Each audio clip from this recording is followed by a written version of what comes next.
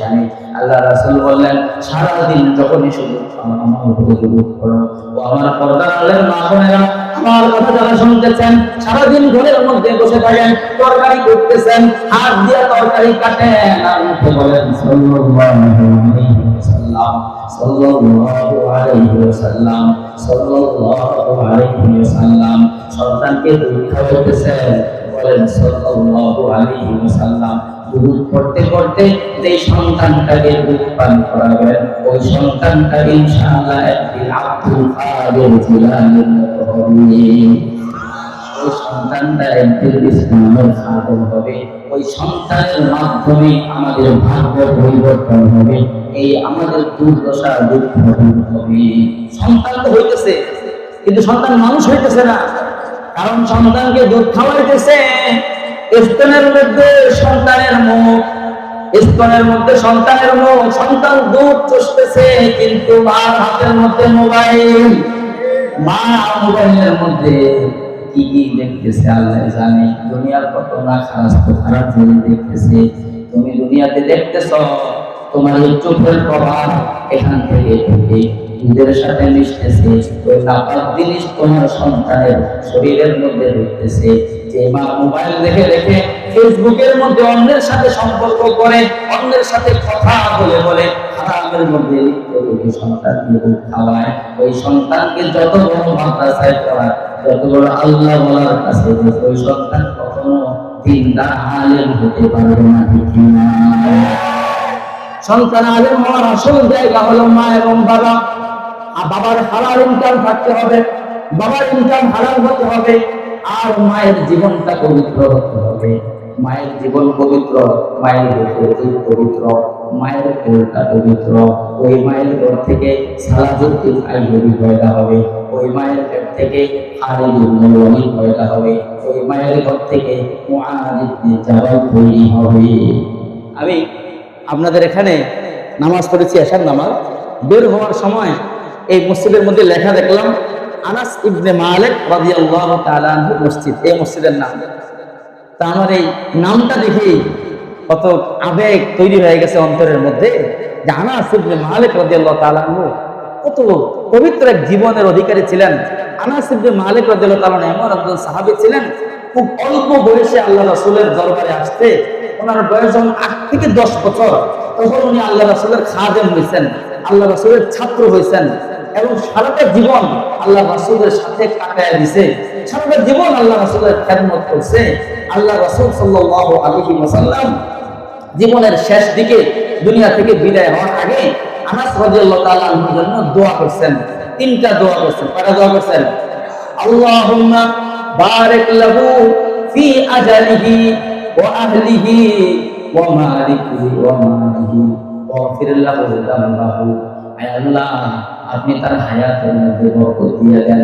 আল্লাহ রাসূল আনাসের জন্য দোয়া করেছেন, আল্লাহ আপনি তার হায়াতের মধ্যে বরকত দিয়ে দেন, তার পরিবার পরিজনের মধ্যে বরকত দিয়ে দেন, তার সম্পদের মধ্যে বরকত দিয়ে দেন, আর আনাসকে আপনি জান্নাতের মধ্যে একটা সম্মানের জীবন দান করেন।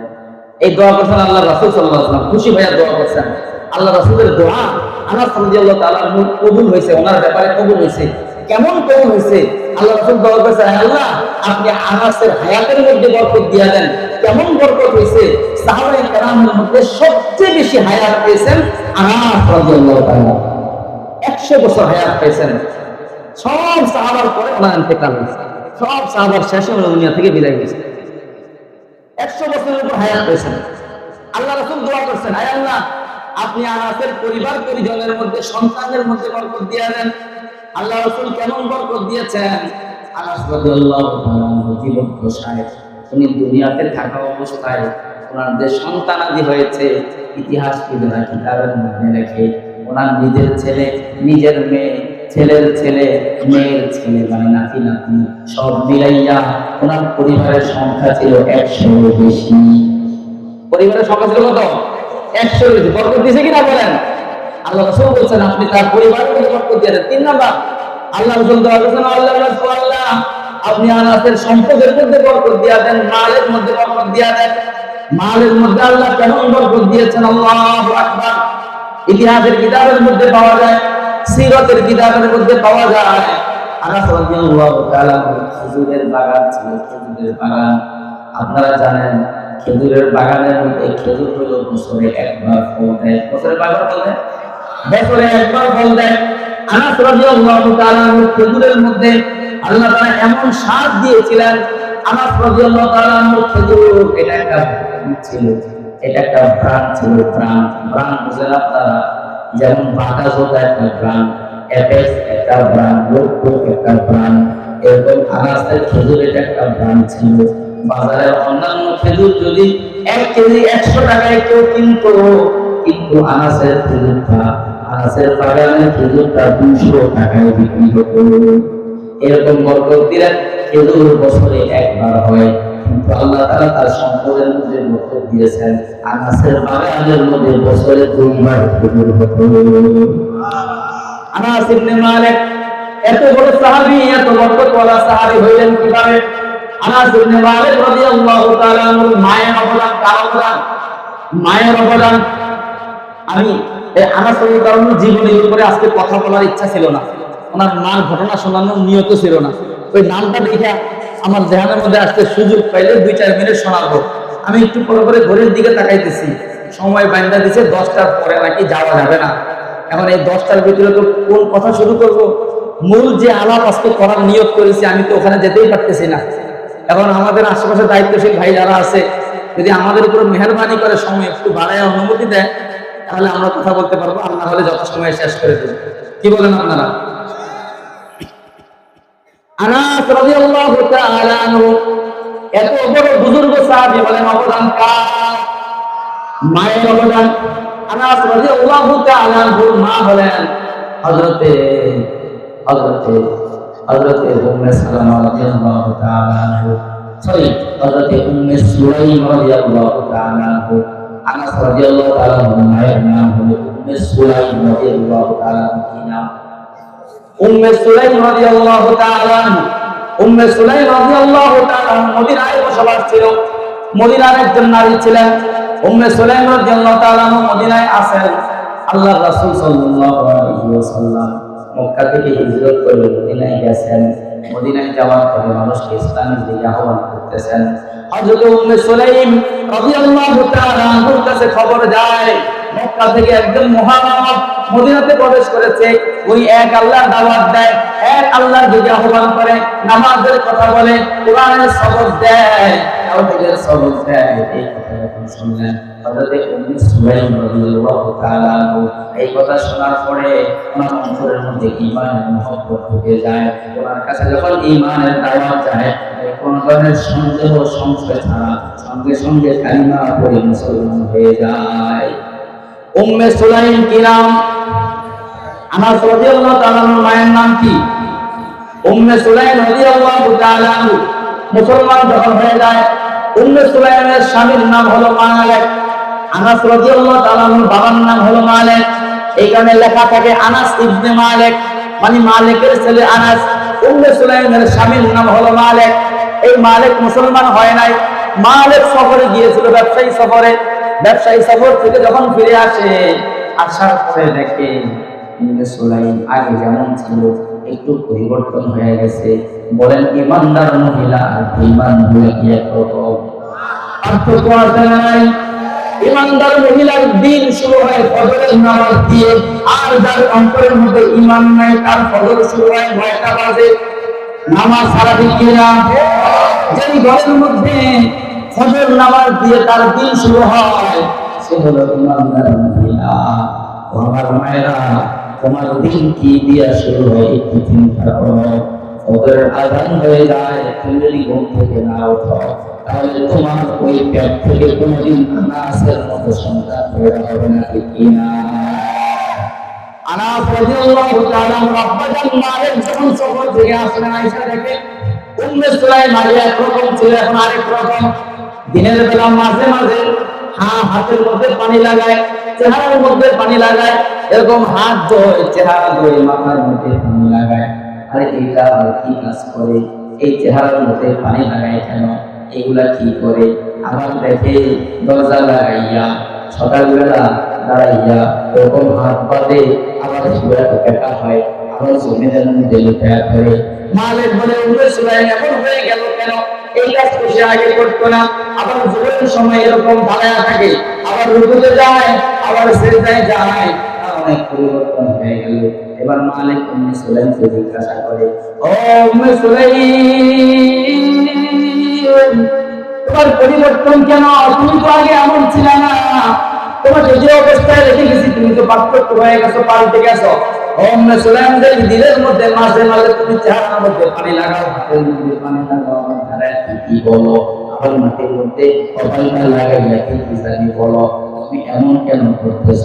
আসলে তুমি কি ধর্ম ছাড়া দিছো? তুমি কি বেদিন হয়ে গেছো, বিবরণ হয়ে গেছো?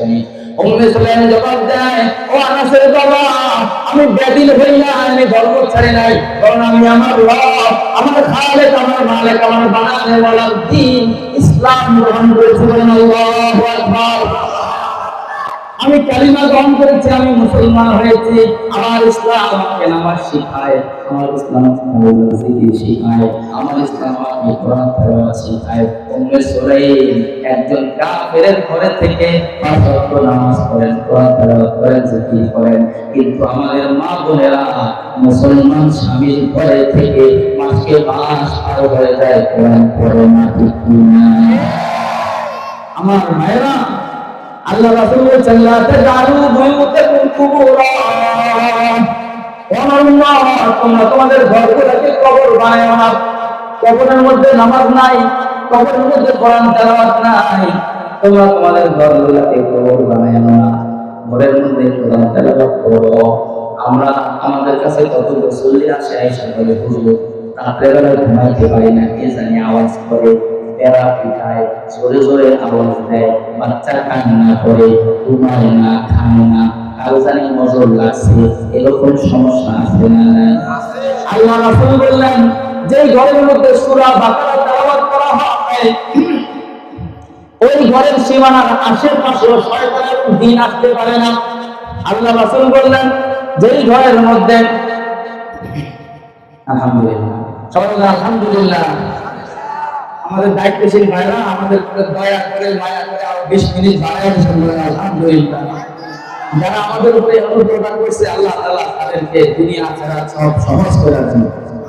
আল্লাহ তাআলা তাদেরকে দ্বীনের জন্য কবুল করে নেন। আল্লাহ রাসূল সাল্লাল্লাহু আলাইহি ওয়াসাল্লাম বলেন, যেই ঘরের মধ্যে সূরা বাকারার শেষ 2 আয়াত তেলাওয়াত করা হয়, কত মুসল্লি এসে অভিযোগ করে, হুজুর ঘরের মধ্যে ঘুমাইতে পারি না, চিল্লাচিল্লি হয়, বাচ্চা কান্নাকাটি করে, কারো জন্য চেহারা লাগে, নজর লাগে। আল্লাহ রাসূল বললেন, যেই ঘরের মধ্যে আয়াতুল কুরসি পাঠ করা হয়, আয়াতুল কুরসি আপনারা সবাই পারেন, এই পারেন, আর কোরআন দরকার নেই, হাত উঠাইলে অনেকে শরম পায়।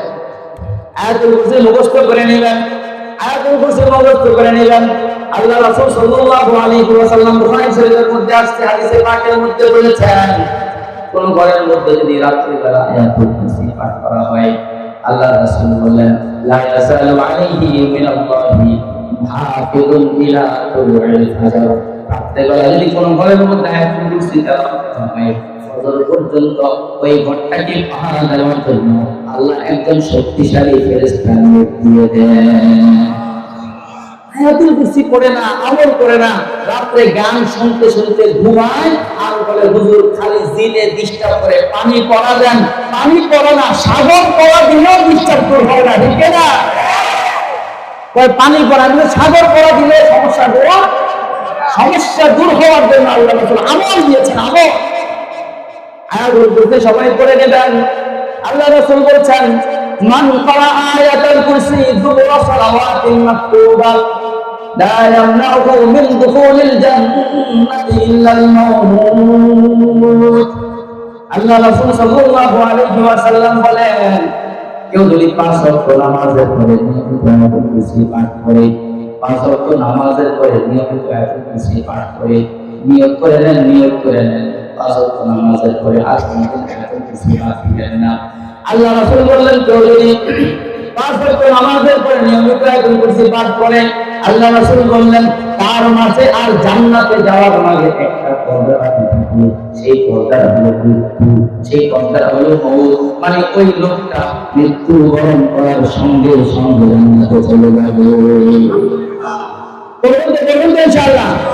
আর বলতে মুখস্থ করে নিলেন, ওলামায়ে কেরাম আছে, এই যে মাদ্রাসা আছে, ছাত্ররা আছে, মসজিদে ইমাম সাহেব মুয়াজ্জিন সাহেব আছে, ওনাদের কাছে গিয়ে ওই আয়াতুল কুরসি মুখস্থ করবেন, আয়াতুল কুরসি পড়বেন, সূরা বাকারার শেষ দুই আয়াত পড়বেন।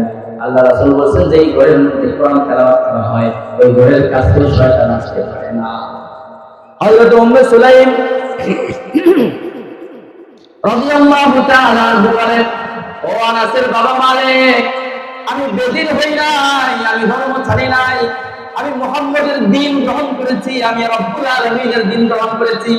রব্বুল আলামিন আমাদেরকে কোরআন দিয়েছে, আমি কোরআন তেলাওয়াত করি, আমি জিকির করি, আমি নামাজ পড়ি। এবার আনাসের বাবা তার মাকে হুমকি দেয়, ও উম্মে সুলাইম, তুমি যদি এই দ্বীন না ছাড়ো, এই ধর্ম না ছাড়ো, তুমি যদি মুহাম্মদের দ্বীন না ছাড়ো, তাহলে আমি তোমাকে তালাক দিয়ে দেবো। তোমার একটা বাচ্চা হয়ে গেছে, এই বাচ্চাটা নিয়ে তালাক দিয়ে দেওয়ার পরে তোমার জীবন অনেক কষ্টের মধ্যে পড়ে যাবে, এই সন্তান নিয়ে তুমি চলবে কিভাবে? উম্মে সুলাইম বলে, আপনি আমাকে তালাক দিতে পারেন, আপনি আমাকে মারতে পারেন, আপনি আমাকে হত্যা করতে পারেন, শহীদ করতে পারেন, আর যা কিছু করতে পারেন, একবার যেই ধর্ম যেই দ্বীন গ্রহণ করেছে তার কখনো ছাড়বো না। যদি রাখতে মনে চায় রাখেন, আর যদি ছাড়তে মনে চায় ছেড়ে দেন। উম্মে সুলাইম এই কথা বলার পরে আনাস রাদিয়াল্লাহু তাআলা আপনাদের মালিক রাগান্বিত হয়ে বলে, বুঝছি তুমি দ্বীন ছাড়বা না, যদি এই ধর্ম না ছাড়ো তোমাকে নিয়ে আমার সংসার করা সম্ভব না। এই কথা বইলা ওই এক সন্তানের মা উম্মে সুলাইমকে তালাক দিয়ে দেয়, তালাক দিয়ে ঘর থেকে বের করে দেয়। ইতিহাসের কিতাবের মধ্যে লেখা হয়, ইসলামের মধ্যে শুধু ইসলামের জন্য সর্বপ্রথম তালাক প্রাপ্ত নারী হলেন উম্মে সুলাইম রাদিয়াল্লাহু তাআলা। আল্লাহু আকবার। উম্মে সুলাইমের তালাক হয়ে গেল কি জন্য? ফেসবুক চালায় এই জন্য। উম্মে সুলাইমের তালাক হয়ে গেল কি জন্য? আরেক পুরুষের সাথে সম্পর্ক এই জন্য। আরে ওই সময় তালাক হয়েছিল, আমাদের জমানায়ও তালাক হয়, কিন্তু আমাদের জমানায় তালাক কি জন্য হয়?